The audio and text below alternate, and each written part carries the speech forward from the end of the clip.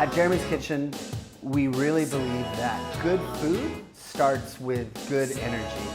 If you have a happy staff that enjoys their job, then they're probably going to make really good cake.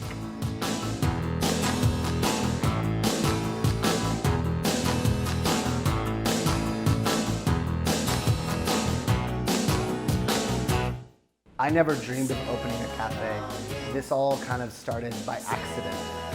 Started baking as a hobby, and people started buying what I was making, and it slowly turned into this.